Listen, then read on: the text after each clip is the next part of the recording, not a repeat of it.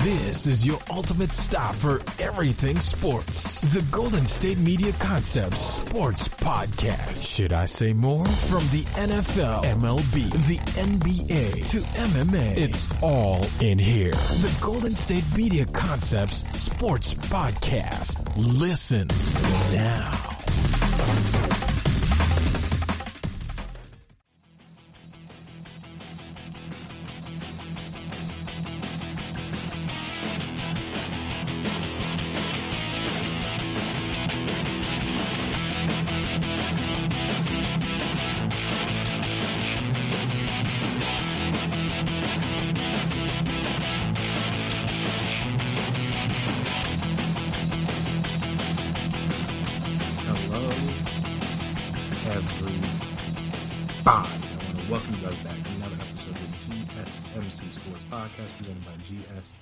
GSMC Podcast Network.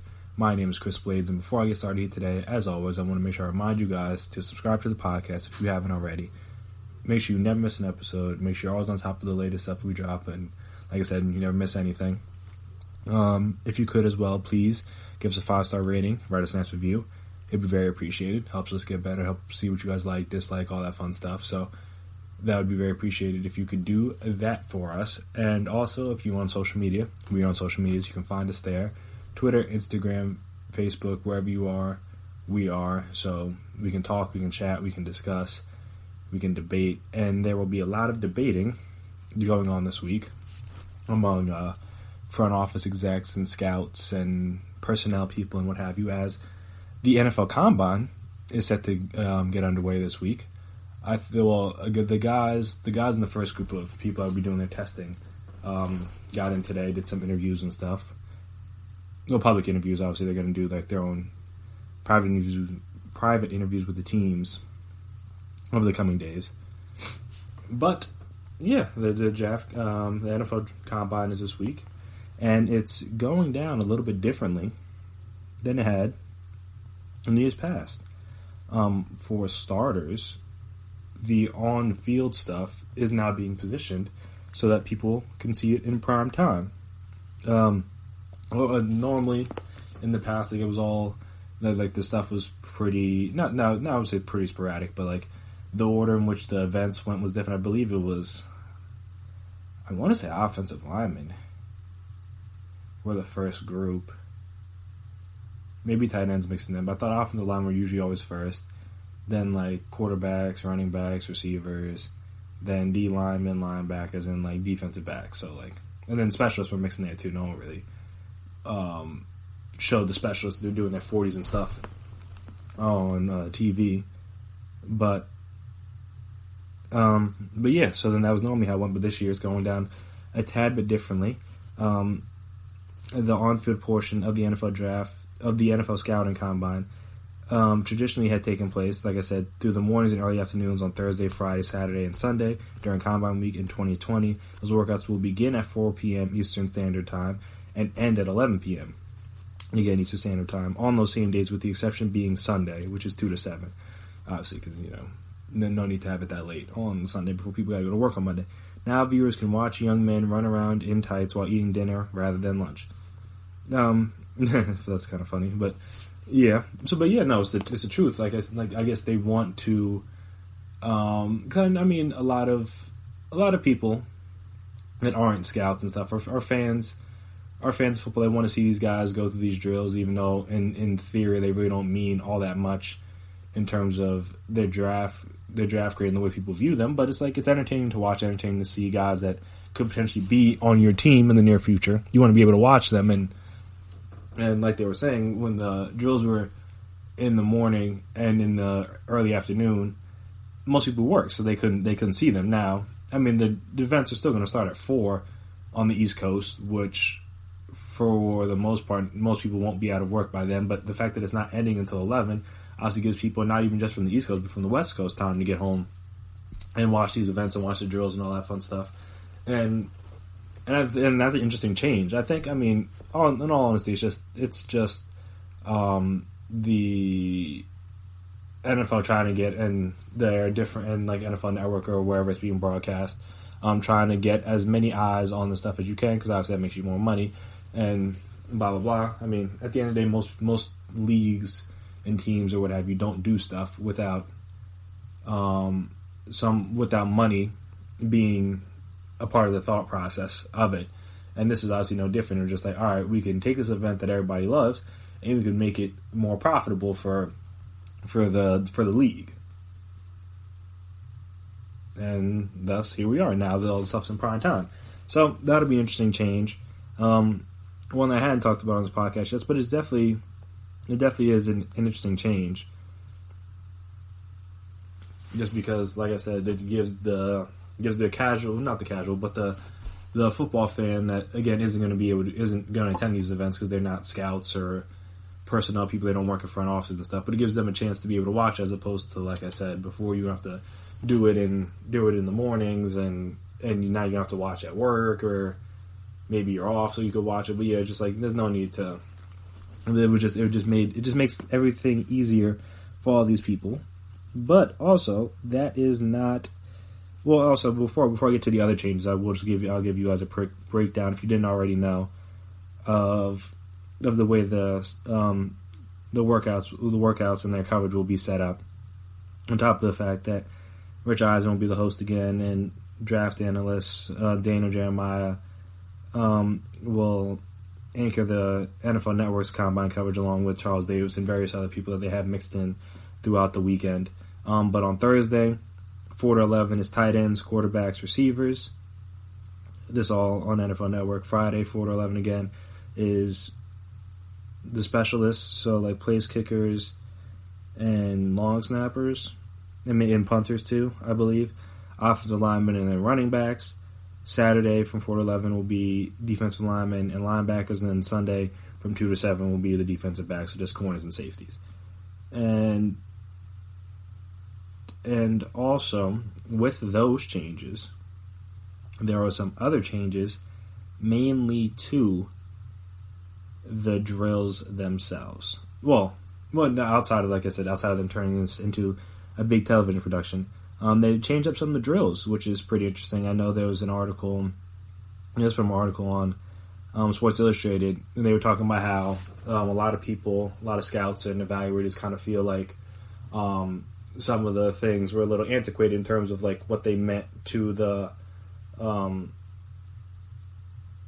evaluation process. Like, they take the bench, for example. A lot of teams felt like, well, okay, while it's cool to gauge your bench press in terms of just like, I guess, pure raw strength, and then just comparing it to other people, like in terms of functionality on a football field, that stuff, it doesn't really matter. So that hasn't been changed yet, but that's, I think, the purpose of them changing these drills around was the fact that they want to provide these evaluators with drills that these players will more practically use during the season, or have used during the college season or what have you. So the things that they're doing, you can properly evaluate them on things they're going to be doing at the next level. Because like linemen running a 40 or going through like a short shuttle, like, is cool, or like the 3-cone drill, that's cool, and it's good to see, like, I guess, short area quickness and explosiveness and stuff like that. But in the grand scheme of things, would I want to see that, or would I want to see them how quickly they can get out on a screen pass and get down the field, which is one of the new drills I think offensive linemen are doing this year, which is just like they wanted to do things that are a little bit more practical for all these guys, because everybody went through. I mean, some people had, not some people. There were always like position specific drills, but within those position specific drills, there were a lot of drills that kind of overlap through all the positions, and at the end of the day, like, certain people need certain things more than others. So it was like, all right, let's toss the emphasis away from that stuff and focus it more on the drills that we're going to have these guys do, in terms of just like to showcase their ability as an actual football player. Obviously, you're not hitting anybody, but just again, them going through different things that would allow them to like I said, showcase. And then I guess I guess with this being a television thing, you want to get people interested, you want to get people excited. If you just have the same old drills over and over again, that's like why even turn this into prime time? You're gonna have to do something new and bring some changes in order to get people like interested at least. Because I mean, again, the people that were going to want to watch, were going to watch it regardless. The later time is to draw on the casual football fans that are like, all right, I only pay attention to football during the season. Like the off season stuff doesn't really matter as much to me. But this is obviously a way to get them back interested. So then another one of some of the drills, like they had been changed. That they were talking about, I already talked about that. The offensive lineman screen drill. They're also timing the gauntlet, like for the receivers or I guess the receivers aren't the only ones that go through this, but just when the pass catchers, I guess, I think even DBs do this too. But the gauntlet drills to see how quickly you can get through the gauntlet, and if you don't know, it's just like you catch 5 passes. Well, no, because you catch 2 at the beginning. You catch one going. You catch one, turn, catch another one, then you start on the straight line, and then you just catch 5 different passes, and then on the last one you turn it up the field. And this is just a time just because it's just you want to see how quickly these guys. I mean, not that's necessarily that necessary to see how quickly these guys get through, but you can see, all right, if the guy gets through quickly, that means he's not slowing down. As he's trying to catch the ball, he's going through this not at necessarily top speed because no one's going to run the full sprint down the line, but he's keep maintaining a good speed, getting through this. Like I said, catching the ball on first go, not double catching it, like all stuff you kind of look for in these type of drills. And and again, it just adds another entertainment factor just to see like, ooh, who's going to be the fastest through this, or who's the slowest, or like, all right, this receiver I like, how fast is he going to go? Just stuff like that, just to get people, again, the more casual fans interested. Some of the other drills, they are also adding another route for the quarterbacks and receivers, a smoke route, a short one-step hitch that is popular on a lot of those RPO, run-pass option plays in the NFL offense. So just to see how quickly the quarterback can get the ball from his hands to the receiver's hands, because obviously on those type of plays you don't really have time to let things develop and set up. You're basically just going right away because, again, it's a run-pass option, so the linemen don't know if you're passing or not, and thus you risk, if you hold the ball too long, them going down the field, and then it's a flag. And even aside from that, like, again, it's a one-step route, so you don't need to hold the ball that long on a one-step route. So that kind of stuff makes sense. Like I already mentioned, the screen drill.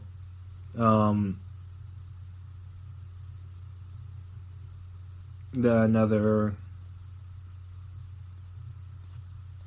drill I think they're doing away with was that not back in the day, but like before, offensive and defensive linemen used to do mirror drills where the defensive player, I guess, they had offensive linemen do it, but like the one player would shadow the movements of the other player and try to keep him in front of him and stuff, and it was just like weird because like if it's 2 offensive linemen going because each other, the other offensive lineman on the defensive side he's not really a pass rusher. He doesn't really know the moves. He's not really doing the things that most defensive linemen would do where they try to get past guys. So it was like, what was the point? And I guess that was part of the reason why they decided it wasn't necessary to have that.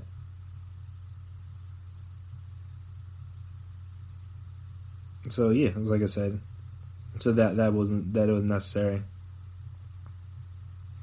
But also, I think that one of the drills they're going to have them do, the offensive and defensive linemen, as well as tight ends, is instead of like hitting coaches, like pretending to block, or I guess engage with coaches using bags, they're going to have them push a sled 2 to 5 yards, which I think is pretty interesting.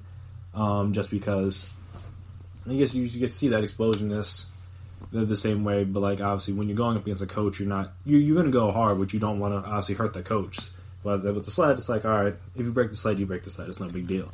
And another drill that they're doing for defensive linemen, which I think is pretty cool and should be interesting, is the figure 8 drill, which if you don't know, it's just like you have 2 circles next to each other, and you have the defensive lineman go in a figure 8, self-explanatory. But then along the way, I think they're going to have to pick up something, so you got to make sure you stay low to the ground, because you can't just run straight up because you won't be able to pick up the thing as you're running along.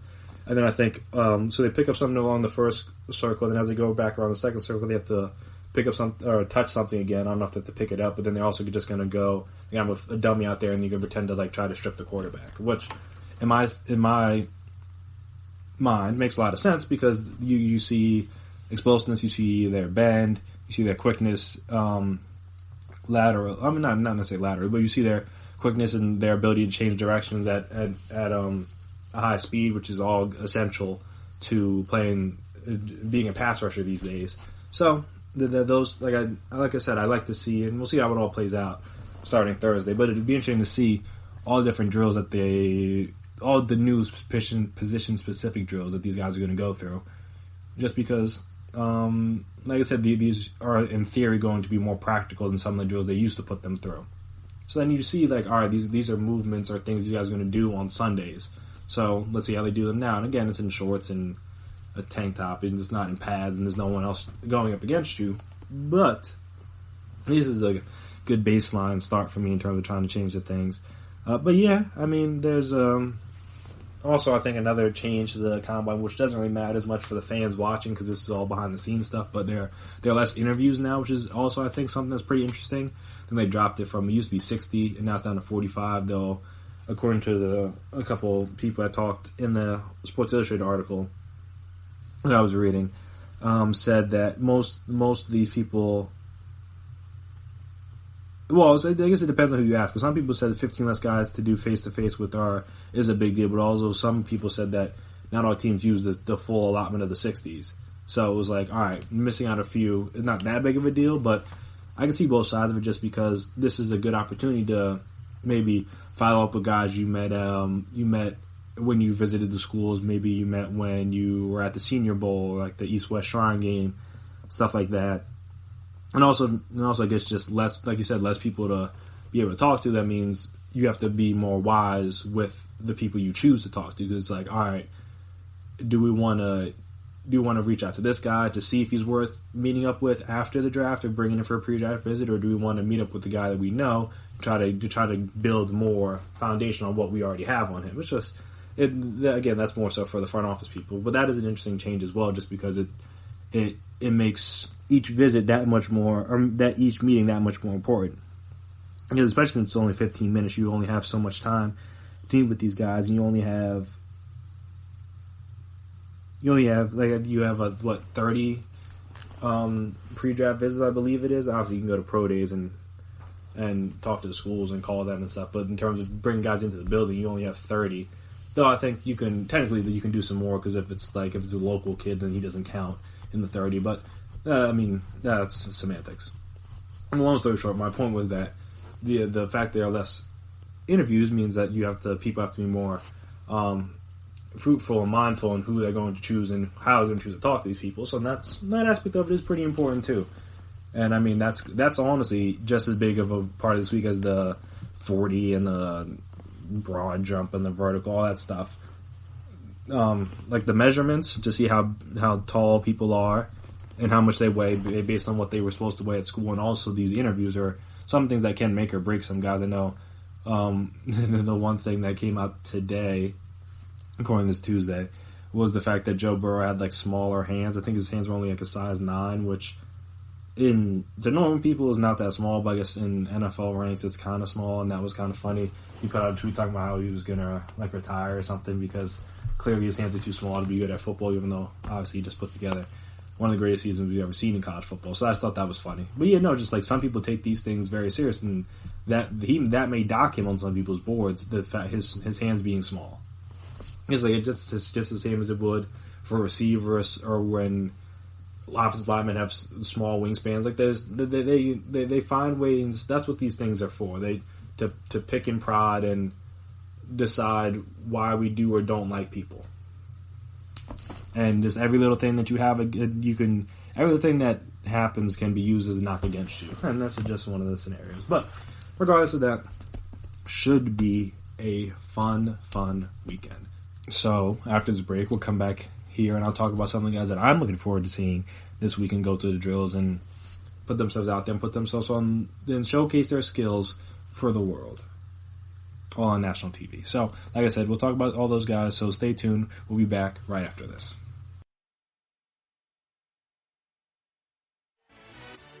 Are you looking for the very best NFL and college football podcast? Then check out the GSMC Football Podcast. Get the latest football news both on and off the field. From the NFL Draft to trades to the rumor mill to the NFL Combines. They got you covered. That's GSMCpodcast.com/football-podcast. Get updates on college rivalries, game day insights, and much, much more. It's football talk the way you want it. This show eats, sleeps, and breathes football. Don't forget to like them on Facebook and follow them on Twitter. Visit GSMCpodcast.com for more info.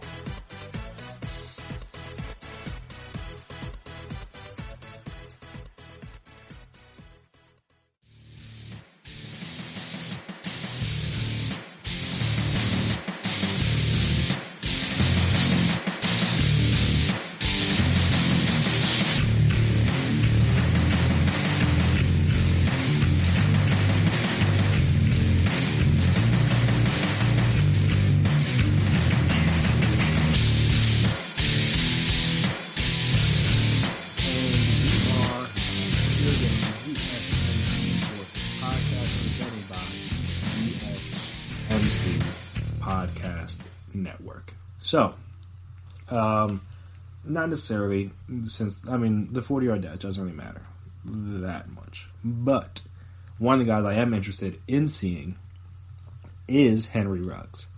And mainly because many people believe he could break the 40-yard dash record. I believe, if I remember correctly, it's John Ross holds it now, and he's coming out of Washington. He ran a 4.22. I almost said a 4.42. A 4.22, and many people believe that Henry Ruggs could very well run in the 4.1s, like high 4.1s, like 4.19, something like that, which would be absolutely absurd if he was. But because of the fact that many people believe that he can do that, that is someone I want to see do that stuff. And also, I want to see him do the receiver stuff too, just because as an Eagles fan, the Eagles are desperately in need of a receiver. So I'm going to be watching basically all the receivers, but especially a guy like Ruggs, who unfortunately after he runs his 40 probably will be out of the reach of the Eagles. But I'm just interested overall to see if and it's hard to say for certain because if you watched him at any point at Alabama, he looked faster than everybody on the field. And especially with the 40-yard, a lot of it's technique. And he was a track guy, so he should have good technique. But it's just all right, if you don't stay low or you don't pump your arms the right way, it'll slow you down. And then all right, instead of running a 4.1, now he runs like a 4.3. When again on the football field, once he has pads on, he's out there against other football players. He does not look slow at all. So it's one of those weird things where it's like I said, the 40-yard dash doesn't really matter because again, you're in shorts, you're in a tank top, you got cleats, you're set up to run. You're not just trying to outrun people, but at the same time, it is interesting to see. And he's a guy that I'm interested in see running the 40. Another guy, receiver. Like I said, as an Eagles fan, I'm going to be paying attention to all the receivers, more or less. But I think they said there's something like 50. I think there's over 50 receivers here, if my math serves me correct. And if I remember reading, I thought I read that on Twitter, that they invited over 50 receivers to the Combine, which is absurd. But, also, if you hear people talk, people are talking about there could be anywhere from, there could be 20-plus receivers taken in the first 3 rounds, which is crazy. But if you look at some of these names, it wouldn't really shock you that much. Even some of the lesser-known guys, who was it? Say... Who is it? What's his last name? Jefferson? Yeah, Van Jefferson. The Florida guys, Van Jefferson, Tyree Cleveland. I think they were both Senior Bowl guys, and they both were almost unguardable in one-on-one drills. Antonio Gandhi Golden out of Liberty, who was at the Senior Bowl too, if I remember correctly. But he's a small school guy, big guy. I'm going to be able to showcase exactly what he can do on this kind of stage. Guys like I said, guys like Ruggs will be able to show the speed. Another guy, Jalen Reagor, who may not be as fast as Henry Ruggs, though. I guess we'll find out Thursday, but has just has speed for days as well. So he's another guy who's 40. I'm very much interested in. And also, like I said, the other drills as well, because there's more to being a receiver than running fast in a straight line. But I am just interested to see how fast these guys are.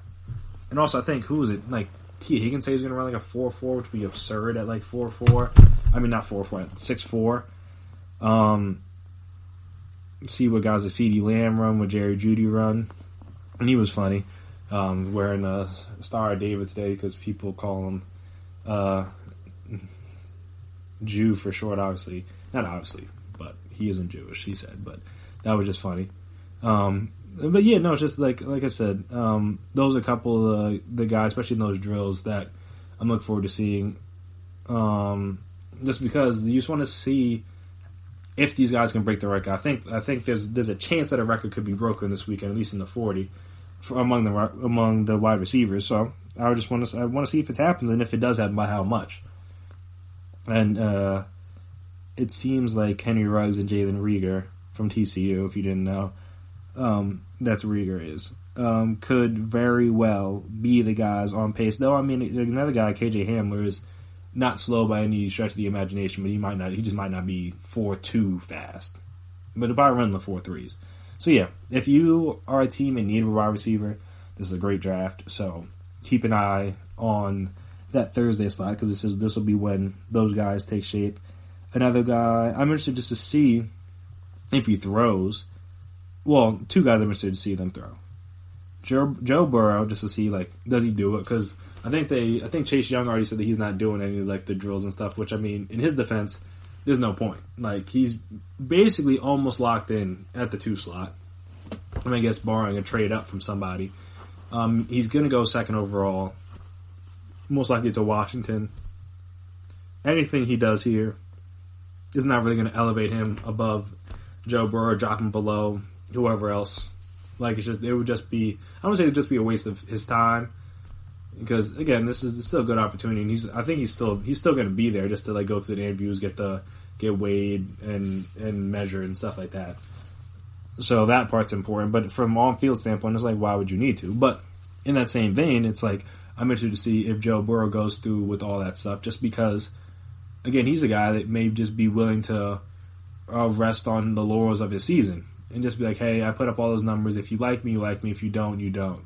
There's not really much more I could do for you if you don't like me. And again, quarterback and receiver drills are always kind of weird because you're throwing two guys you don't really have a whole lot of chemistry with, and a lot of quarterback and receiver is building that chemistry and building that timing, and that's how you get the great combinations we have not only in the league now but over the course of history. That's just how those things are built. They're not built in one day. So just like basing either a quarterback or a receiver based on his performance in the combine is always a little weird to me, especially on those routes, just because people throw the ball differently, people take different time out of their breaks and stuff, and it's too hard for me to judge anybody. That's why I wondered if Joe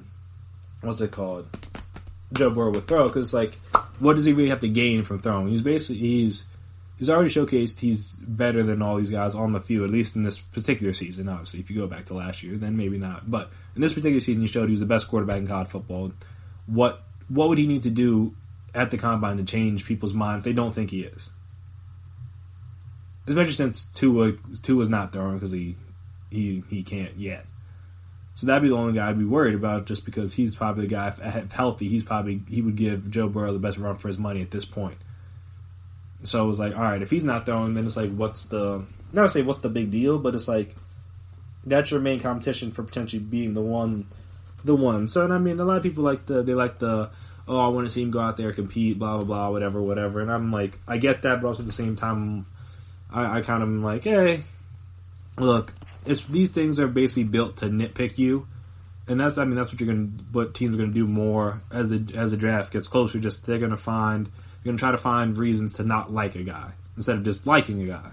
And I don't want to say every team does that, but a lot of teams do. They go back and they're like, oh, but this, and that, and they're just like, and you're just like, why are you, like, you could easily, like, you like the guy, you know this guy's good, like, why are you being so picky in terms of, like, what you want from the guy? So it's just like, and from Joe Burrow, it's like, he doesn't really have that much to gain. in my opinion. But we'll see if he throws. He seems like a competitive guy. Speaking of a guy that does have a lot to gain, Jordan Love from Utah State. Utah State. He was a smaller school guy. Didn't really put up big numbers this past season. But he's just a showcase. I mean, supposedly he's supposed to, I think, I've heard he has a really good arm. So I'm interested just to see how the ball looks coming out of his hand, what that arm strength looks like, and all that fun stuff. But yeah, it just seems like he's a guy I'm interested in just because I haven't seen much of him. So, again, not going to cast wild judgments based on this one performance on the one day, because you might just have a bad day. People have bad games. It's hard for me to judge one way or the other. But, again, for a guy that I haven't seen much of, this is just something I'm curious about, just to see how he comes out here and performs on a stage like this, because it's obviously one of his biggest tests obviously in a non-game situation, but even in a game situation, it's one of his biggest tests, because again, he was a small school guy, didn't really have, had some hype early in the year, but kind of fizzled off because he didn't have the season he wanted. Only threw for 20 touchdowns and 17 interceptions this year after coming off for 32-6 the year before. So this would be a chance to showcase, like, hey, no, I'm not just a small school guy, like I belong up here with the big boys. So, interested to see that. Interested to see also, who else? I'm interested to see, I want to see how fast Jonathan Taylor runs also. I just thought that wasn't one of the things I was going to talk about, but I just thought about that as I was going through this, just because he was a former Jersey guy, so shout out. But he was also, I believe he was a track star when he was younger. And I know at Wisconsin people don't equate Wisconsin backs to being fast normally, but there were many times where he broke through the hole and no one even got close to catching him. So I'm interested to see just how fast he runs. Just to showcase people that he's more than just like he can be more than just a between the tackles runner. He can be like a home run threat kind of guy. But also, who else am I interested in? I'm interested in seeing Isaiah Simmons. I want to see, because he's listed as a linebacker. Currently, I want to see if he does any safety drills, maybe even does some of the pass rush drills. Just because he's a guy that he's a guy that has played all over. He's not strictly been a linebacker, though I guess maybe that's what he will be in the league. No one really knows yet. It depends on what team he goes to. It also depends on how they want to use him, because again, at Clemson they use them everywhere, and a lot of coaches aren't really that flexible, if you will. A lot of players are hurt by their versatility because they don't know where to put them, as opposed to, if I know this guy's good at this, I can put him here or I can put him there. When you have guys good at a bunch of stuff, you're like, you don't know where to put him, and that kind of thing. So that maybe hurt him in the draft. I know I was listening to a podcast from some NFL analysts before. They were talking about guys like Derwin James, who dropped in the draft just because of that same different thing. We're just like, hey, we don't really know what to do with you, because you can be good here, but you can be good there, but we need a guy that's just good here for our defense, kind of thing. And that's probably his best comp of recently, in my personal opinion, of guys to compare him to.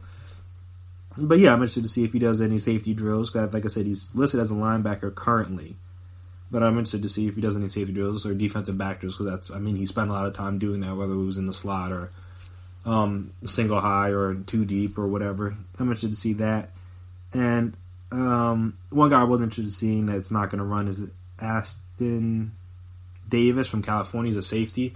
He was another guy who was a track guy. I think it was like a high jump or long jump, triple jump, one of those jumping track events. He was also like all stated. So I was interested to see, but he's apparently not going to run. He's dealing with a leg injury, so that was disappointing just because I wasn't able to watch that many Cal games. But he was a guy that kind of intrigued me from an athletic standpoint.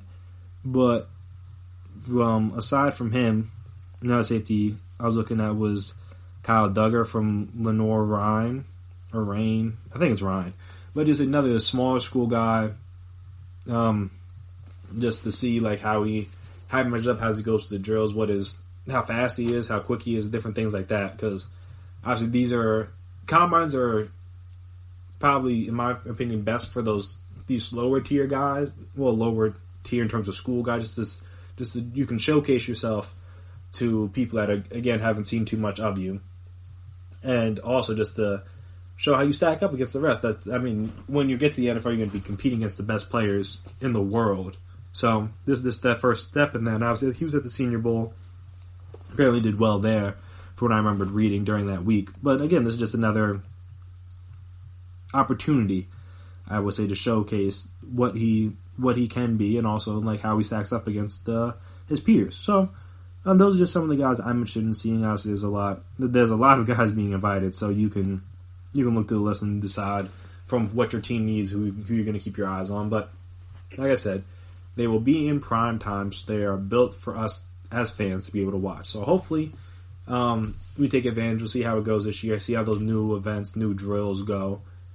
And yeah, like I said, it should be fun. I'm a guy that always watched it, mainly on the weekends because, work and stuff. But I was always a guy that watched it on the weekends when I could, or when I would watch like the replays at night when they replayed the stuff if I missed something. But yeah, I think the time change is cool. Should be interesting. The new drills are cool. It should be interesting. So we'll see how it all plays out starting Thursday with the quarterbacks, receivers, and what was it again? I don't want to lead you guys wrong. I'm going to make sure I give you only accurate information. So tight ends, quarterbacks, and receivers starting Thursday, 4 to 11. So if you're not going out, enjoying a happy hour after work, and you want to watch some football, if you want to watch some potential NFL players go through drills, you know the place to find it, NFL Network. So that should be fun. And after this break, we're going to come back, and we got some injury updates from different players around the league, and we're going to talk about them. See guys returning, guys missing time, what that means for those respective teams, all that fun stuff. We'll talk about that right after this break. So stay tuned.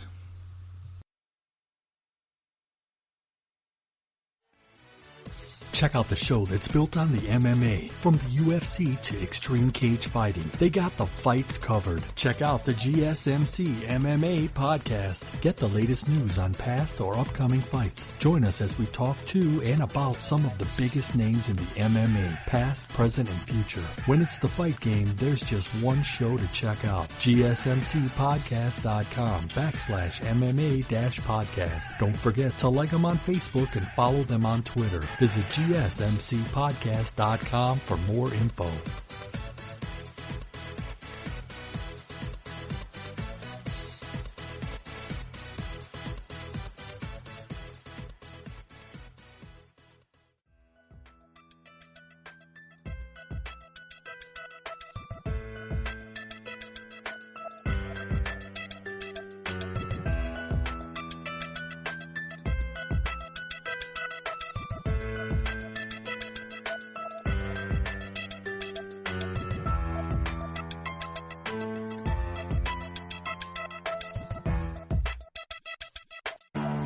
And we are back here again on the GSMC Sports Podcast presented by GSMC Podcast Network. So, as I mentioned, there were some players that are returning from injury, and one of those players is none other than Steph Curry from the Golden State Warriors, obviously.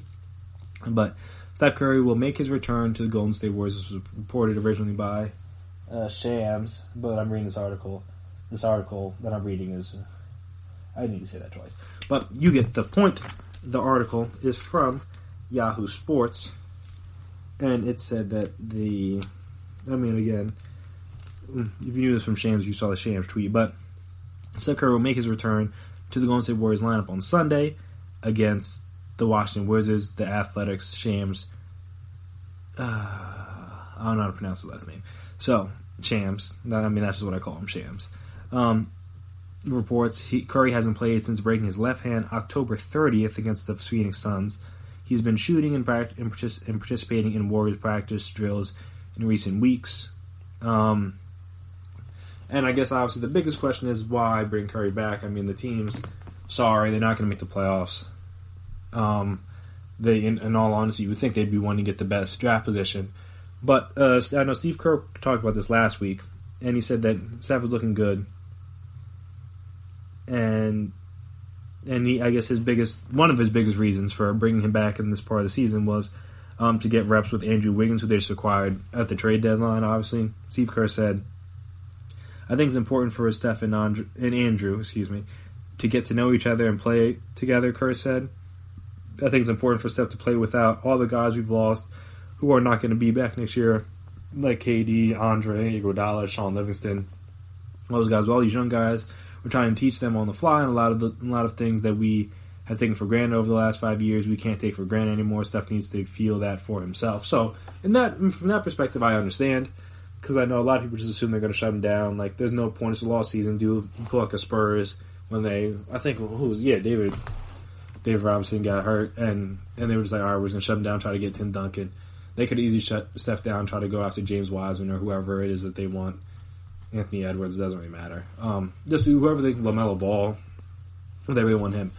But I guess from their perspective, the worst perspective is like they have a lot of new guys. They're not a lot of, but they're gonna have some new piece they're gonna be trying to fit into the team next year. And if Steph's healthy enough to play, which is, he broke his hand. That's not a season-ending injury, especially if you do it in like the first 3 games of the season. That doesn't normally derail anybody for the whole year. So from that aspect, it makes sense to get acclimated and get some reps and get some games under their belts with these new guys, especially, like you said, Wiggins, who they expect and they hope to be a big part of their team going forward, not just next season, but in the future. So just like, all right, you might as well get these guys acquainted with each other while you can. Obviously, you're not going to have Clay out there, which is an important missing piece. But Steph and Clay have played enough games with each other. They kind of know how to feel, though I guess Clay needs to know how to feel out there with Wiggins. But again, it's baby steps. So again, I think also, I don't know if it'll be in this article, but I know also you mentioned, I thought Steve Kerr mentioned that like it would be a disservice to the fans to have Steph sit when he's healthy. And from that perspective, I understand it too. I mean, they're in a new arena, they're in a new city. They're trying to keep fans interested, and obviously Steph is the guy that will always draw people to their seats. And it's just like it would be a disservice to those fans that have to pay those otherworldly prices to get into the Chase Center. It would be a disservice to them to not play Steph if he's healthy again. And it's not like a Clay situation where he had a torn ACL and you can be a little bit more cautious with that. It's a broken hand. Like if he's healthy, he's healthy. It's not the chances of him re-breaking it, they're really just luck. It comes at that point. I mean, once you take the cast off and you rehab and do all that stuff, like there's not really much else to do other than play. So, from that perspective, I understand. Though, I mean, it'd be interesting because I guess because they're 12 and this article, they're 12 and 45, so that's 57 games. So that means they have 25 games left, if my math is correct. So yeah, that's a fourth of the season. So that's a good chunk of the season that, again, they're not going to make any sort of wild playoff run, but it's just, it's a good amount of time to get Wiggins and Steph games under their belt. And like I said, honestly, it could, in theory, pay dividends for them next season when you don't have to worry about, they already have some time together and they're already used to playing with each other a little bit. Obviously not as used to playing with each other as Steph, Clay, and Draymond are, but I mean, again, it allows them to get some games under their belt, and then I guess also it kind of shows that they don't really care about the number 1 pick. Which I mean, in fairness, I could see why they have the Wolves pick next year. Like that'll be a decent trade piece, whether it's this offseason or next offseason. Because I mean, no one really thinks the Wolves, even with D'Lo, are going to be that much better, especially in the West. That's only getting better. I mean, you have the 8 teams that are in the playoffs right now, plus you have the Blazers who are out. You have the Pelicans, who could have been in if Zion was healthy the whole year. And then that doesn't leave out teams like the Suns, who hopefully you would think can build a better team around Devin Booker at some point. Though obviously I think Ayton getting suspended kind of derailed them just a tad. But I mean, no one thought they were going to be that good anyway this year. But regardless, so you have like 10, 11 teams that are going to be fighting for playoff spots every year. And then again, that doesn't even mention the Warriors. So it's like, are the Wolves really beating out 4 or 5 of those teams to get into the playoffs? Could they? Yeah, but it's not something I would put a whole lot of money on. Let's put it that way. So, like I said, from the number 1 standpoint, it's just that the team obviously sees more value in getting Curry on the floor again, just to get some games under his belt with Wiggins than they do, and making sure they get like James Wiseman or whoever may end up being the number one pick. And then again, in theory, you could always just trade up if it's really that serious. So they can find a way to get the top pick anyway. And I think the biggest thing is probably the lottery odds, since it's not like the NBA, not the NBA, or like the NFL where the worst team automatically gets the number one pick. It's just like the three worst teams have the same amount of odds, and then even like this past year, the Pelicans ended up number one. I think they were at like 7 or 8. They weren't in the top 3. Let's just put it that way. So it's like, hey, you don't need to be the number one, the worst team to get the number one pick. So it's like, from that standpoint, I'm just like, there's no reason just to sit Steph just to sit him. That'd be kind of weird, and I don't think Steph would want that either. So that makes sense. So he'll be back Sunday against the Wizards. We'll see how. I mean, he should be fine, but see how the Warriors end the season, because obviously the start of the season, not great. But a player that's not going to be back, at least soon, is Ben Simmons. Woj tweeted out that earlier today that Ben Simmons has a nerve impingement in his lower back and is expected to be sidelined for an extended period of time. These sources told ESPN on Tuesday Simmons is undergoing treatment and will be reevaluated in 2 weeks. There's little expectation that he will be close to a return to the Sixers lineup at that 14-day benchmark, which is obviously unfortunate for the Sixers. The Sixers and Simmons plan to be cautious with the guard's back injury, and the organization is preparing to play an extended period of time without him. There is no timetable on a return, but doctors are hopeful that treatment can help the nerve impingement over time. And we talked about this on the last podcast a little bit, but obviously that's a big blow for the Sixers, just because he's probably been their most important player, just because Embiid missed all that time with the torn ligaments in his fingers.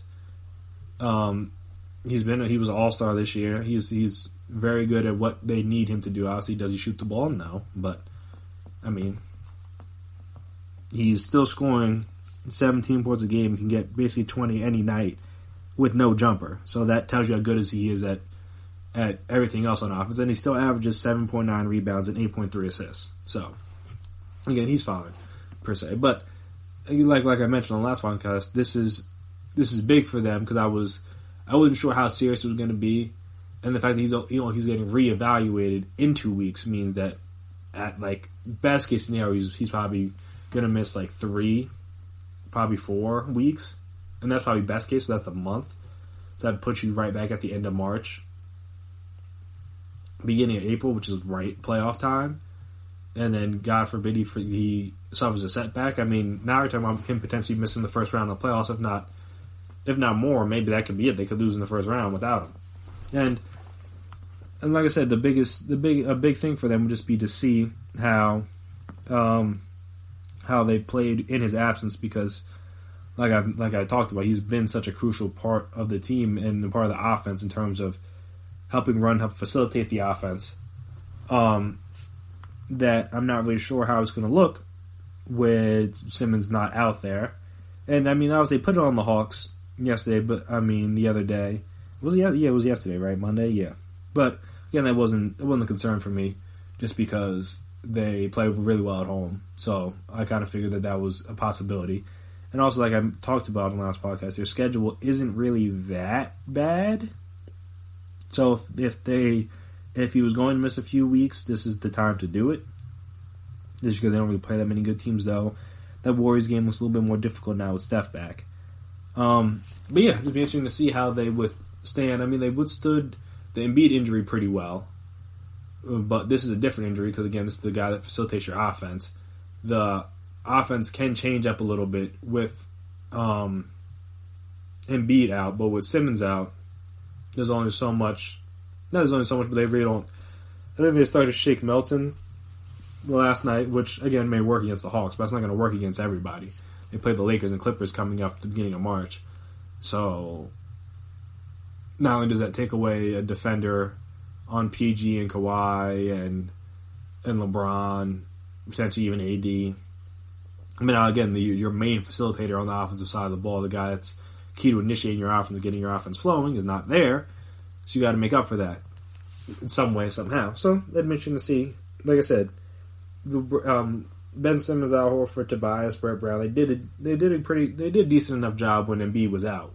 So now switch gears, and now Simmons is going to be out and see if they are able to keep that up,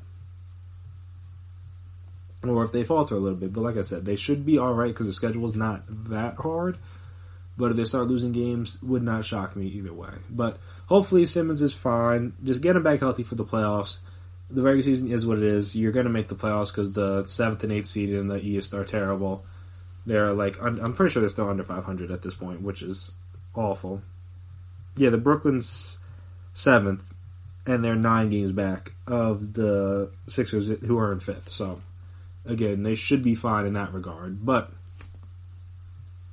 again, you want to have confidence going into the playoffs, and going on a little bit of a skid due to the fact that your point guard, power forward, but point guard is hurt, would be a tad bit unfortunate. So we will see how that goes for the Sixers.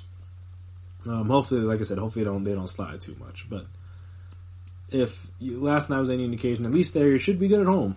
And which they have been all year, so that shouldn't change. The road stuff is the road stuff. We'll see how that goes. But yeah, so after this break, we're going to come back and switch gears to the NCAA. I mean, there's only a couple weeks left in the season, and some teams are starting to separate themselves from the others, and some teams are starting to fall back a little bit towards the pack. So we'll talk about those guys, the rising and falling, the new updated top 25 standings and all that fun stuff. So we'll talk about all that stuff right after this break. So stay tuned.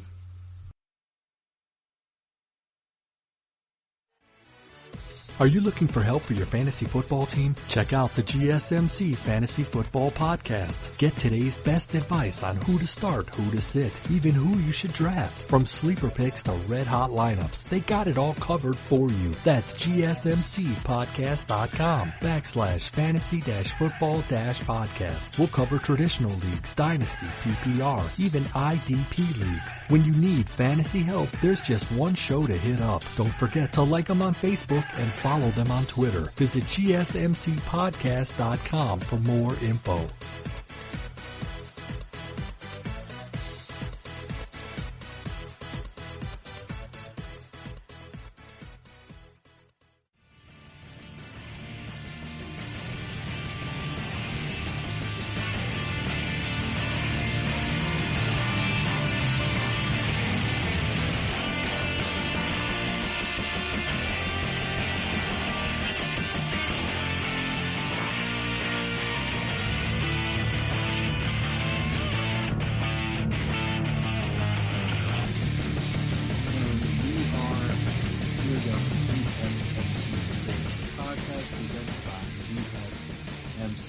Podcast Network. So, if you've been following college basketball this year, you know it's been a really weird year. I mean, teams left, right, and center are dropping to highly ranked teams, like teams in the top 5, top 10 are dropping to unranked teams. Seems like every week. I don't even know what the number's at anymore. It's too much. It's too much to keep track of. And like I said, there's been a lot of movement. There's no real favorite. Oh yeah, I'm certain this team's the best, or I'm certain that team's the best. Especially now that teams are starting to lose more. So there's a new number 1 team this week in the AP Top 25 and in the coaches poll, obviously as well in Kansas, who just beat Baylor on Saturday at Baylor by 3. It was only by 3, but still, it was a big game. It snapped the Bears' 23-game winning streak and ended their 5-week hold on the number 1 spot. So it was a key game, and also was important for the Big 12 standings because now those two teams are tied at 14-1 in the conference. When before, obviously, Baylor was 14-0. So that was big, and just like I said, it just shows that at least Kansas is a team that you can feel decently. Or no, I won't say decently. That's selling them short. You can feel pretty good about Baylor too, just from what they've put together throughout this entire season. But Kansas, all right, they're a school with a pedigree, especially obviously in college basketball. They have some older guys on their team, and Dotson. Well, I mean, not older, but I mean old. And sophomore is old in college.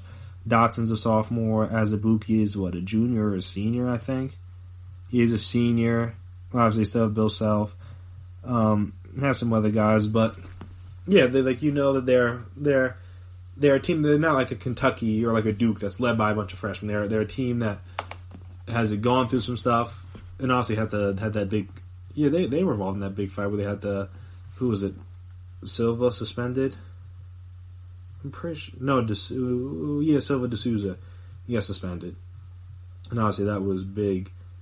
No, it wasn't that big for them. He didn't even play that much, but again, that was just a big moment for their season. That could have really, in theory, could have derailed them. But they've been fine. They've won, I think, 13 in a row now at this point, including on Saturday. So they're in good shape. So they're one of the teams that are kind of trying to put themselves at the top of the pecking order in terms of the NCAA rankings and confidence you have in teams heading into March. And on the flip side of that, you have some teams that caught some big L's this weekend. Gonzaga lost. They lost to BYU. Again, BYU's ranked, but they still lost to them at BYU by 13, so it wasn't like it was a close game. Not ideal for Gonzaga. And San Diego State lost for the first time this year. They lost to UNLV at home, and they're also currently down to Colorado State, so that's not a great way to end the season for San Diego State. Who else? Duke lost. Duke lost again today too. They lost to Wake Forest in double overtime, which is, I think they blew a big lead in this game too, so that's not great. And then they lost last week to NC State by a lot, 22. That's the crazy part. They're the. I mean, maybe they'll drop a little bit lower after the Wake Forest loss, but maybe they won't. Like they're the number 7 team in the country, and they've had a couple stinkers. I think who else did they lose? They lost to Clemson this year, but then they beat Florida State. So it's like it's weird. They honestly should have lost to North Carolina if North Carolina could just hit a free throw. But yeah, they lost to Clemson at Clemson, and then they lost to Louisville. Those are their 4 losses right now. So Louisville's respectable. But other than that, they lost to 3 unranked teams, which is never good. But then they beat Florida State, so it's like it's weird. It's weird. Who else? Who else suffered the big L? I know I think Louisville. No, Maryland. I'm pretty sure Maryland lost this weekend. Yes, also Ohio State, who was again still ranked in the top 25, but still an L. So yeah, they dropped down to 9. Penn State lost. Louisville lost to Florida State, but again, they're number 6 in the country, so that's not that bad. But Penn State lost this weekend, dropped down to 16 in the AP. That's kind of crazy. But then lost to Indiana, who is currently 18-9, though again might make the playoffs, but just not necessarily a good team this season, at the very least. So yeah, it's just like this. You look up and down, and it's like, all right, who do you have confidence in heading into even into their conference tournaments, let alone the NCAA tournament? Like, what teams are you like confident in? Like, I feel if from outside looking in, I would feel pretty good about Baylor. Again, we'll see how they finish out the season, but their work up until this point has been sensational in a quality in a Power 5 conference. I feel good about Kansas. They've been playing well recently now, so they just beat Baylor in Baylor. I think their losses happened early in the season. Like I said, yeah, they lost to Duke in the first game of the year, close by 2, neutral site. They beat Dayton earlier in the year before anyone knew Dayton was any good. I think that might have been the last game Dayton lost. I want to double check this.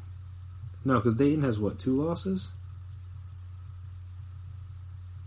Yeah, they have 2 losses, so that wasn't the last game they lost. They lost one more. But yeah, so the Dayton's been beaten twice. And Kansas was one of the teams to give them that. That was at Colorado, which is it's kind of interesting. But again, it's a neutral site, like one of those tournament things. And Colorado was good at that time, so that's not. Let me not disparage Colorado like that. Yeah, they're ranked top. They're at 21 right now, so okay, not a bad team, at all. But so they beaten Dayton, so that's a good mark on their record. Like I said, they lost. Going back to Kansas, they lost to Duke close. They beat BYU, who just beat Gonzaga. Who else did they lose to? They beat Colorado. They lost to Villanova, interesting, by 1. So close. So again, they're not losing big. They're losing close ones. And then they lost to Baylor the first time. So that's their 3 losses. I think they only have 3. Let me just double check. I'm pretty sure that's their 3.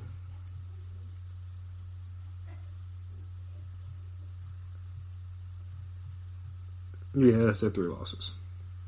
So again, you can feel confident about Kansas because again they played good teams throughout the season, and if they do lose, they lose pretty close. You can feel, like I said, good about Baylor, Gonzaga, a little just because again you're not supposed to lose to.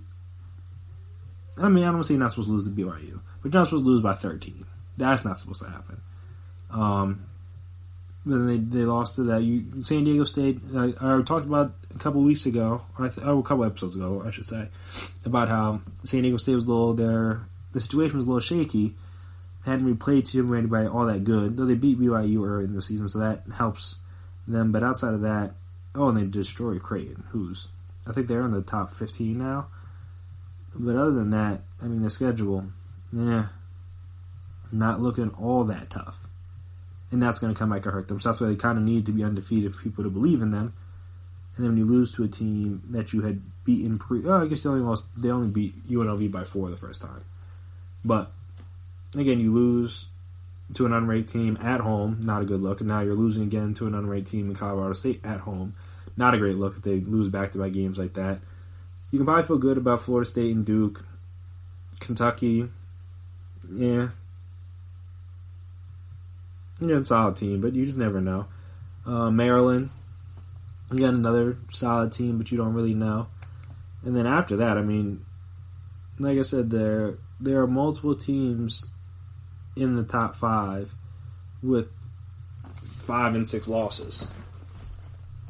And not even like power, like Creighton's in the top 10 right now. Which shows you everything you need to know about the state of college basketball at this current moment. Not that that's a bad thing, but just like that's not. People think Creighton, they don't think basketball powerhouse. They think of Doug McDermott probably, and like that's about it. Maybe Kyle Korver went there? I think. I'm gonna look this up. But yeah, I think Kyle Korver went there. But yeah, so no one thinks of Creighton as like a top 10 college school, but that's where the season's at. It's just been a weird year. So, like I said, you probably feel good. You can probably feel good about like 3 teams heading into the tournament. You can feel good about Dayton because they've been playing well recently. They have honestly one of the best. Yeah. Side note: Kyle Korver did go to Creighton. I knew I remembered that. But yes, you feel good about Duke. I mean, not Duke. You can feel good about Kansas, Baylor, and Dayton. If I were a betting man, and I'm not necessarily a betting man, but I will fill out a bracket, multiple. Obviously, I gotta give myself the best opportunity to win my money back. But so like, how many teams can you honestly say like right now you feel good and confident in them heading into the tournament? I'd honestly say like 3. Like I said, Kansas, Baylor, and Dayton, and that's all subject to change based on how these conference tournaments go.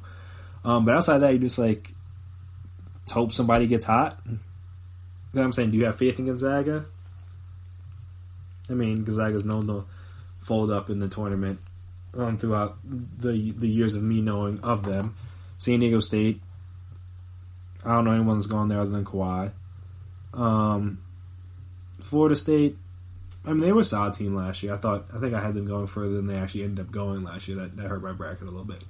But again, they're tested. Duke, again, this isn't necessarily the greatest Duke team ever, but and also it's hard to, when you have Zion and RJ Barrett on your team, you don't even get to the Final Four. It is hard for me to pick any Duke team to get to the Final Four after that.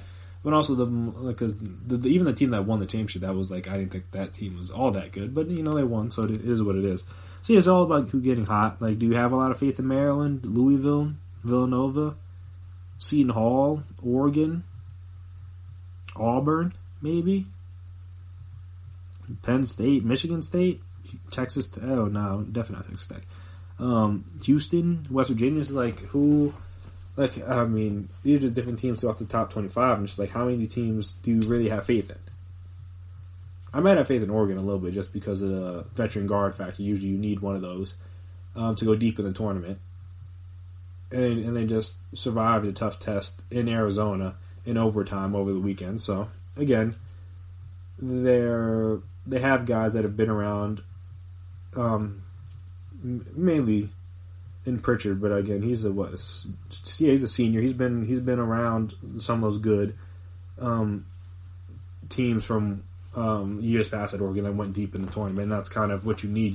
Most teams either have elite freshman players or a solid veteran leader, and Oregon has that. So that might be why people can have faith in them. But outside of that, not how many teams I'm confident in heading into the tournament, honestly. See how conference tournaments go, but right now, it's all up in the air. No one really knows what's going to happen. Because, like I said, if this season has been any indication, it's going to be a wild tournament. And as a fan of wild tournaments, it should be fun. And also, it should be fun because there's going to be a lot of unpredictability, a lot of upsets, a lot of imperfect brackets, and that's what makes the tournament great. Just when, I mean, if there were like hundreds of perfect brackets by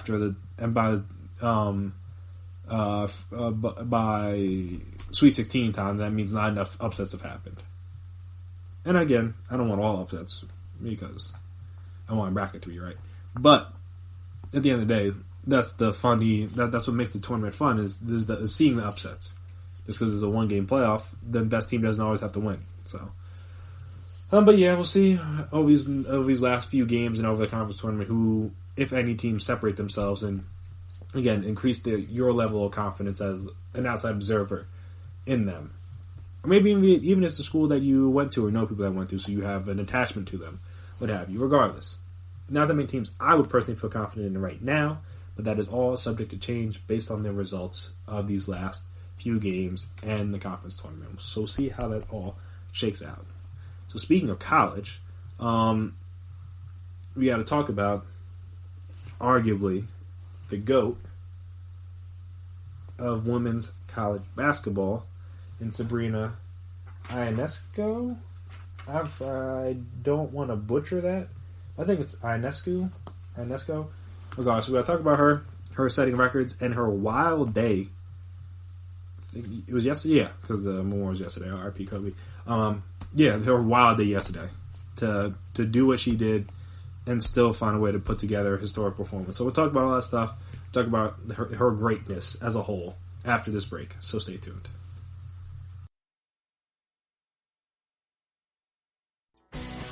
Are you looking to get your college football fix? Looking to get the latest news on your favorite school's team? The GSMC College Football Podcast is your ticket to all things college football. Join us as we talk college football from the national championship, the college rivalries, the bowl game, to the Heisman Trophy. To which conference is the best? We've got you covered for the Big Ten, SEC, Big 12, the Pac-12, ACC, and everything in between. Download the GSMC College Football Podcast on iTunes, Stitcher, SoundCloud, Google Play, or anywhere you find podcasts. Just type GSMC in the search bar.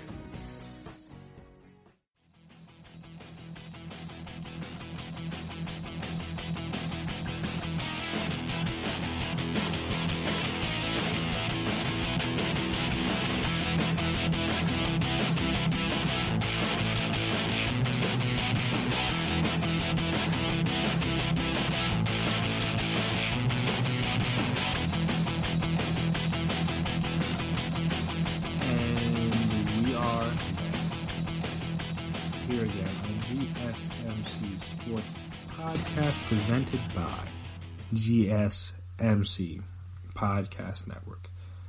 So before I get into the history Sabrina made, and if you don't know who she is, she's a women's basketball player at the University of Oregon, a senior, again one of the best players, if not the best player in the country, men or women. But yeah, so before we get into the history she made last night, and just obviously how great her greatness over the course of her career, I want to talk about the rundown of her day. So, Sunday. This is per ESPN. She had practice. Cool.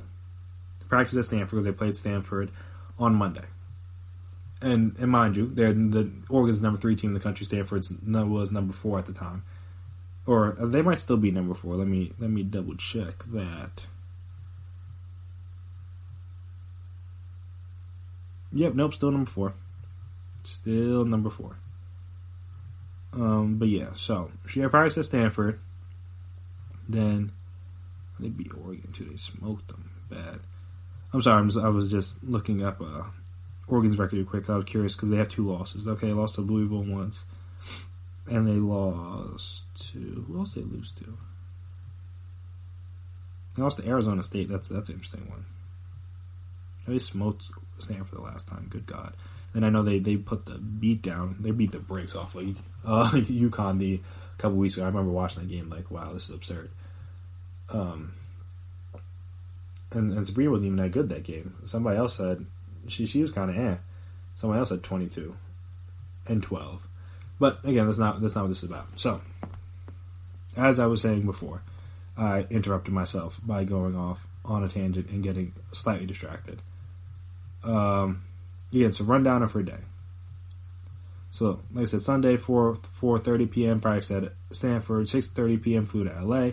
Monday at 11:15 a.m. spoke at Kobe and Gigi's memorial tribute, whatever you want to call it. She was one of the many people to speak, and I know she talked about when he passed, what her relationship with Kobe. I know he did a whole detail episode on her, which I mean just shows you the level of respect that he had for her and her game.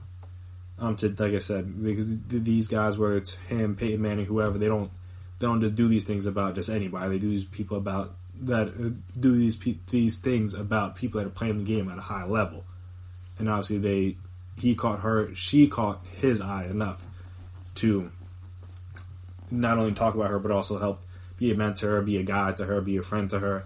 So I know she was very emotional. I think because they interviewed her after one of her games when she played, right after when it happened, she was emotional then, and obviously you could see. I didn't watch the memorial. I didn't want to be sad at work, but I know from listening to it, you could see how much Kobe meant to her. So she made sure she was there, and not only was she there, she spoke. I mean, she could have. There are a lot of people that were there and didn't speak. She made sure that she wanted to speak. She wanted to speak, which says a lot about her and her character. But yeah, so she did that. Then flew to the Bay Area at 1 p.m. and then got to the arena by like 4:30 or whatever. Then had a game, and then they had the game later that night. And then by the end of that game, became the first D1 player, man or female, man or woman, I guess you say, male or female, but man or woman, to have 2,000 points, 1,000 assists, and 1,000 rebounds in their career, which is absurd. Though, in fairness, I would believe that if there was any person to do that, it would probably be a woman, just because of the fact that a lot of them don't leave school early, I guess. As all you guys know, with men's college basketball, the guys... if you're really that good, you don't really stay around that long. But that's no knock on her. I'm just saying that I could understand why. Because if any male was capable of doing this, he probably would have left school by now. But I know she could have left school last year. I guess she returned because she wanted to have a shot at the national championship, and they're the number 3 team in the country. They definitely have a shot. And obviously, it'll come down to see how she, and not just her. You don't want to ever put it all on one person, because when you do, then that's how you get upset or you lose early in a tournament, just because you rely too much on that person. But again, she's their best player, so it is on her a little bit. But yeah, no, she came back. She wanted to win the national championship for Oregon. So we'll see if she's able to do that. But yeah, so she was the first player to ever do that, male or female. That also gave her, and she also had a triple double in that game. Gave her a 26 triple double, which is 14 more than the next most in men or women's college basketball. And she did it. Yeah, like I said, Stanford was the number 4 team in the country, I should say, and it was on the road at Stanford after she had already been at a memorial for. I don't want to say for certain if it was her idol or her hero or whoever, but just someone that meant a whole lot to her life, and she did that and was able to come back and then still have a great game. Because if she would have had a bad game, I mean, you would have completely understood. Because that's a lot to deal with, especially again speaking at the memorial tribute, whatever you want to call it. That's a different level than just being there. Being there had to be a lot, but speaking in front of not just the people that were there at the Staples Center, but also doesn't mean it's broadcast around the world. So you're speaking to millions of people, and like I said, for her to be able to handle that just again says a lot about her as a person and as a player and everything. But yeah, I mean, she's gonna go down as one of the greatest. I mean, again, probably just greatest players in college basketball, period. But definitely easily one of the best and most accomplished. Not WNBA yet. No, I mean she'll be there very soon. But one of the most accomplished women's college basketball players. The only thing she's really missing from her accolades is the championship. She has the 2,000 points, 1,000 rebounds, 1,000 assists. She has the Wooden Award. She won the Wooden Award last year, I believe. And she won the Wooden Award last year. She was Freshman of the Year in 2017. Won the Wade Trophy, which is annually given to the best women's college basketball player in the NCAA Division I. So she won that last year too. She is 2-time Pac-12 Player of the Year, 2-time Nancy Lieberman Award winner, which is given annually to the nation's top collegiate point guard in women's D1 sports. And so, like I said, and then she's the all-time NCAA leader in career triple doubles, male or female. And she also won. I mean, just for good measure, she won the MVP of the 2016 high school All-Americans game. I mean, just because, why not? You give her something else to do. And yeah, even this season, which may be considered a down year for her just in terms of points, she's still having a great year. She's averaging 17 points, 8.8 rebounds, 8.9 assists. Again, as a point guard. So that should tell you all you need to know about how good she is. She's shooting, 51% from the field according to Yahoo? Is this correct? Shooting 51% from the field, 36% from 3, so that's the only thing that's really down from her this year, because usually she shot around 40. She's a 41% 3-point shooter for her career. So shooting only 36%, 91% from the free throw line. Now, so like I said, I talked about the assist and rebound numbers. And yeah, I mean, she's just, she's exceptional, honestly. There's very few things to say more than she's just an exceptional, not only athlete and basketball player, but overall person. Because that is a lot to do, especially when and again, a lot of people can channel tragedy in terms of and I don't say motivation is the right word, but just channel it positively in order to do things professionally. Because you saw when Brett Favre, he had that big game after his father passed away. People have been playing great since Kobe passed. These things, they just they can use different things as motivation for them, and maybe that's what she did in this scenario. But even still, to know you have to do that in the morning and come back later that day and still put on that performance, because she could have she needed what? I think all she was missing was the rebounds. She needed 9 rebounds. She could have got 9 rebounds whenever. But she was like, nope, I'm going to do it tonight. And also I remember she tweeted, not I remember, but she also tweeted this out. I guess this was earlier this morning, I believe, technically. Basically, she tweeted this out too. Just in another thing to commemorate Kobe. She tweeted out 2.24.20, which was obviously yesterday's date, for equals 2K, 1K, and 1K. 24 plus 26 equals 26 total rebounds, which 26 total triple doubles, excuse me, and 8 is the total triple doubles this season so far. Your presence is felt, just like we talked about. I hear you, with the snake emoji and the praying hands emoji. Thank you, KB, and it was a picture of Gigi, Kobe, and her together. So again, you could tell that she used that moment, or she helped use that moment to channel it positively in her life, and then obviously it turned into a great performance. And obviously, biggest of all, because this is what Kobe would have cared about in my mind, not having known him. She got the win. Because she could have broke the record and they could have lost, and it would have just been lost in the shuffle, and these people still would have congratulated her. But doing it in a win makes it that much more impressive. It makes her that much more impressive. Again, I'm a person that doesn't mind watching women's college sports, or WNBA as a whole. And if there's a person to follow or to be invested in or to want to get to know more about, she seems like the person. Because not only is she great, but she seems to be great off the court too, and that's how you get to, not that she's going to be LeBron, but when you look at guys like LeBron, stuff like that, they were great on the court, but then they were also great people and great role models off the court outside the decision. Decision was terrible. Can't backtrack off that. But other than that, LeBron's done just about everything well since he's been in the spotlight at 16, 17 years old. He entered, and until now, no real missteps outside of the decision, no real poor choices, anything, no real rumors, nothing. But yeah, so she just seems, again, not knowing her, only knowing her from afar, viewing from a distance. She seems like a great person, and obviously she's a great athlete. So if you're looking for a women's college basketball player to follow or to root for, she seems like a very easy choice. And now, like I said, she's a great player. Could arguably win the Player of the Year again.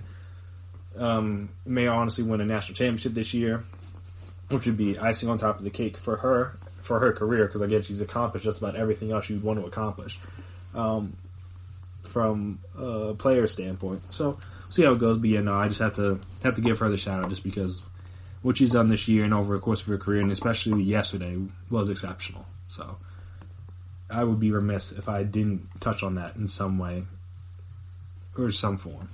So shout out to Sabrina. Seems like a great girl. Woman, I guess I should say. She's 22. She's not that much younger than I am.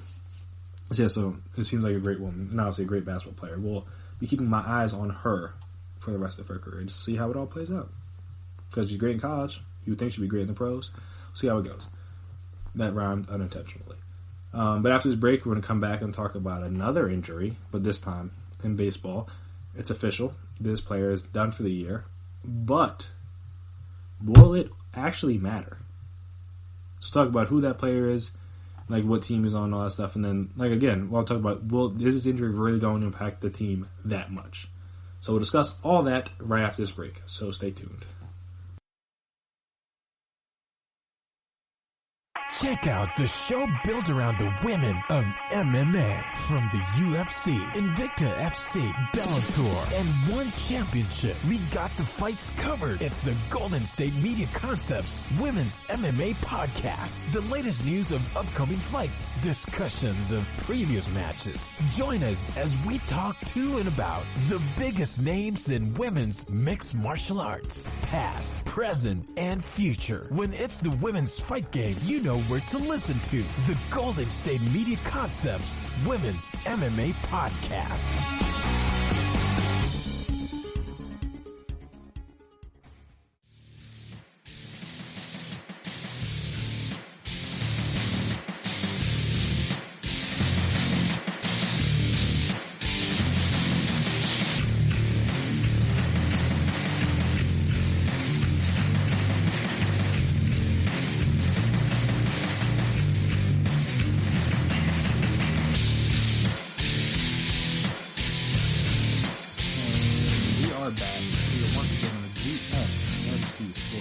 podcast presented by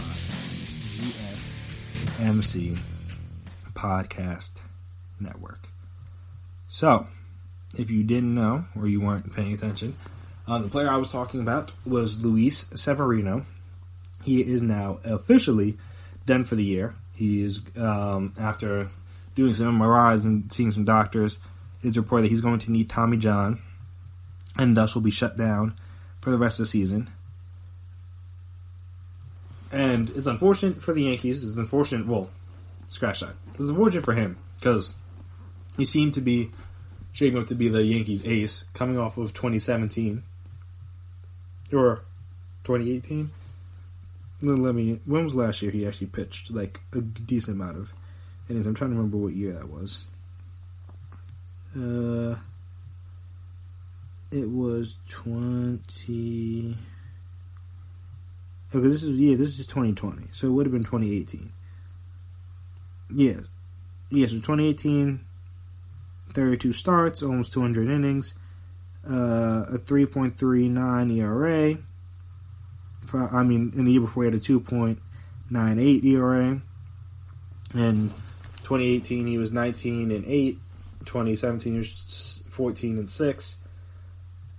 He's only as of right now he's only 26. He just turned 26 years old. So still a young guy.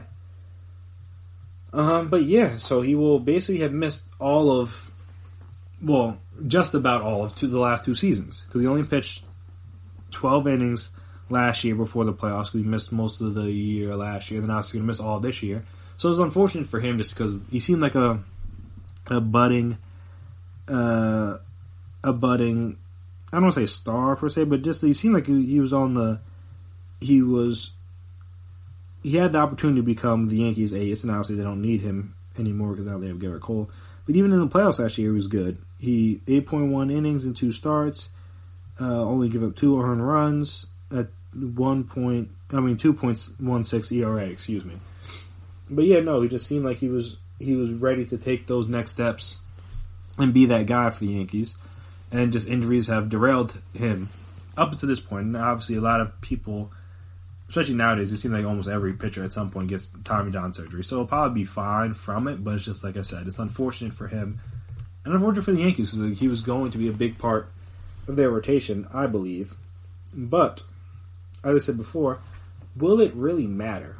Now, you're also missing James Paxton, who had a little, I think, the back surgery? And he's supposed to be out at least for like another month or so. But, we'll see how that goes. But yes, I know he's going to be out for a little bit. Herman is continuing to serve an 81-game suspension for domestic violence. And he won't be eligible until June 5th, so that's a while. And yeah, it's a good amount of time from now. But yeah, it's just like, alright, so with Garrett Cole and with some of the other guys, do they have enough to be fine without him? Because the big Achilles heel for the Yankees over the past couple years had been their starting pitching. They had a great lineup, had a great bullpen. The starting pitching left a lot to be desired. But at the same time, if you look at the American League, I can't believe I forgot that. But if you look at the American League as a whole, it didn't really matter. So last year they won 103 games with a 4.51 rotation ERA, which isn't that great, but it was actually 6th in the American League in terms of ERA as a rotation. Then so I'm saying that was with Severino missing a lot of time, with Paxton in his first year as a Yankee, with no real Herman, obviously without Garrett Cole, which is the biggest thing. So it's like, all right, if they were able to do that, that's the thing about the American Leagues, and their lineup is still going to be good. So that's the thing about American League. Your bullpen, your starting lineup, your rotation can be whatever. As long as you have a good enough bullpen and have a good lineup, it's not going to really matter. Like I said, they won 103 games with like no real number one ace pitcher last year. Yeah, no, they didn't like who was their ace? Like Tanaka, Paxton. No, especially since Severino was hurt most of the year. Like, once they got to the playoffs, like Tanaka was probably their best pitcher. If I remember correctly. I don't remember exactly, but if I remember correctly, Tanaka was probably their best pitcher. And I'm not saying that like Tanaka's bad or anything, but that's not like when people wouldn't consider him as one of the best pitchers in the game, but he was more than good enough to serve that role for the Yankees, because again, they don't really need all that much. You need your bullpen to get you through. For the Yankees, they need them to get through 5 innings, because they need their rotation to get them through 5 innings, because their bullpen was more than good enough. And speaking of that, that's the other thing, is that most teams now, as per, because I was reading up this article from David Schofield. No, not Schofield, excuse me. Schoenfield, ESPN senior writer, and he was pointed out, and it's a very good point, that most teams these days don't even have a full 5-man rotation anymore. I think most teams are going with the 4-man rotation with like a good bullpen or whatever. So it's like if you have Garrett Cole, you have Tanaka, you hope Paxton can come back healthy and fine when he comes back. Have J.A. Happ, you have Herman coming back, then you have a bunch of others, and that's a lot of that's young guys. You got Joe Montgomery coming back, and Tommy John. You got Jonathan. What's it? How do you pronounce it? Losaga, who has never thrown more than 80 innings in a season this year. But again, you never know. Good guys could be ready to step up. Garcia, a hard-throwing prospect, who recorded 165 Ks in 111 and a third innings across 3 levels of the minors last year, but also had a 4.28 ERA. Michael King, who missed much of the 2019 season with a stretch fracture in his back, but had a 1.79 ERA in the minors in 2018. Doesn't throw hard, but he seems to be able to get minor league hitters out with an assortment of pitches. Luis Severino, the team's long reliever last year, who also has 19 major league starts. And then they have other prospects here or there, but basically they have the depth to do it, and as long as 1 or 2 of these guys pan out to a degree, they should be fine without Severino. Because like I said, you have Cole, you have Tanaka, and you have Paxton when he comes back, and then you have J.A. Happ and Herman to kind of, and when Herman comes back from his suspension, you have enough guys to fill out the rotation. And then you have guys like Sessa, who can be long relief, maybe King could be long relief, Montgomery could be long relief. They have arms. That's the thing. They're not short on arms. It's just like, how good will they be?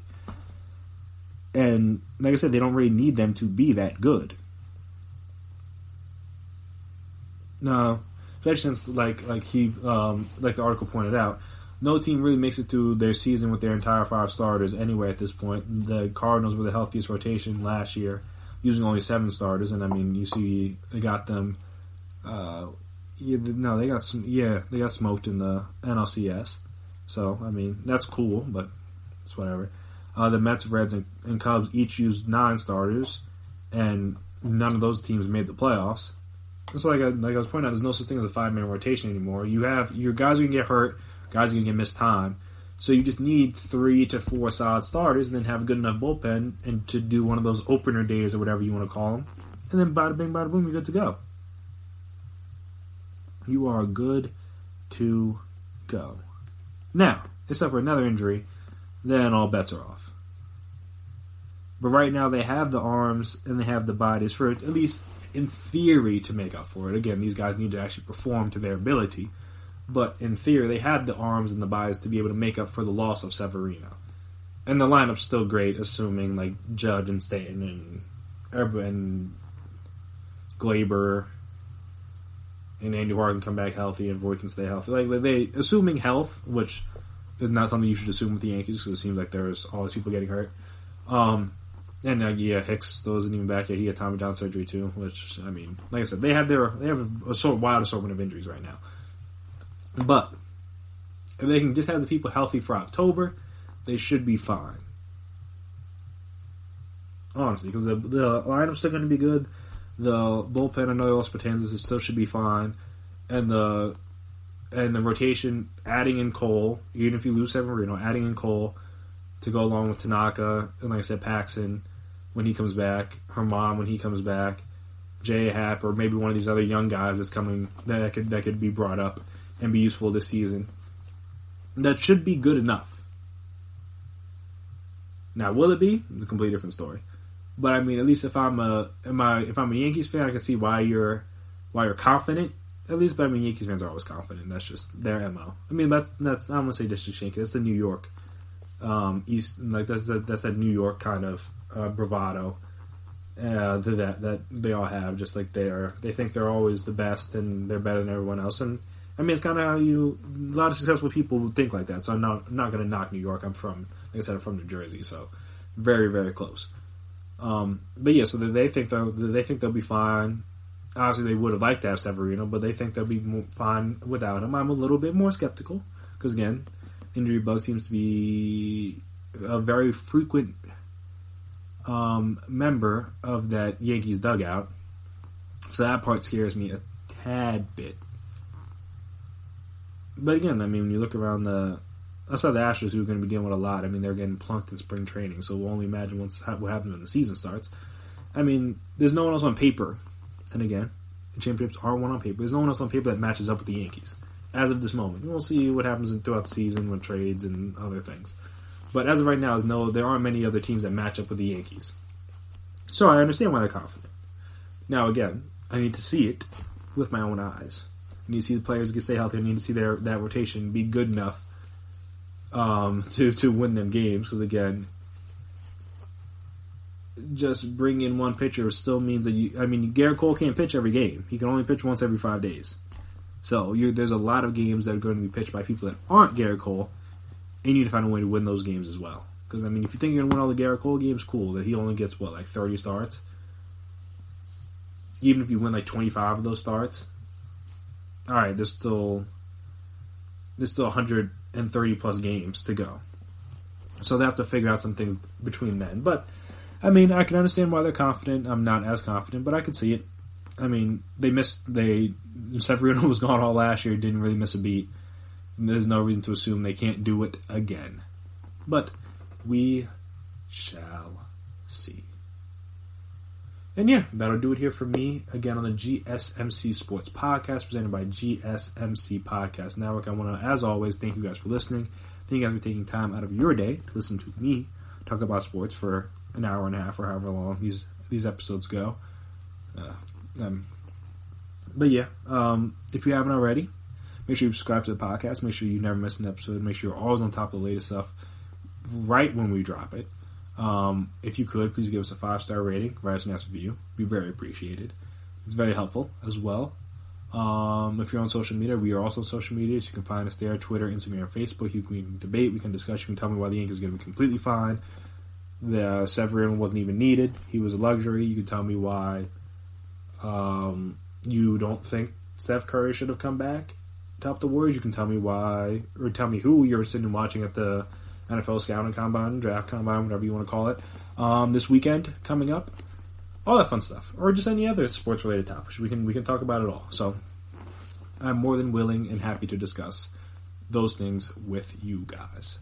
But that will do it for me. That has been my time. Like I said, I want to thank you as always for listening. I have been Chris Blades, and until next time. You've been listening to the Golden State Media Concepts Sports Podcast, part of the Golden State Media Concepts Podcast Network. You can find this show and others like it at www.gsmcpodcast.com. Download our podcast on iTunes, Stitcher, SoundCloud, and Google Play. Just type in GSMC to find all the shows from the Golden State Media Concepts Podcast Network. From movies to music, from sports to entertainment, and even weird news. You can also follow us on Twitter and on Facebook. Thank you, and we hope you have enjoyed today's program.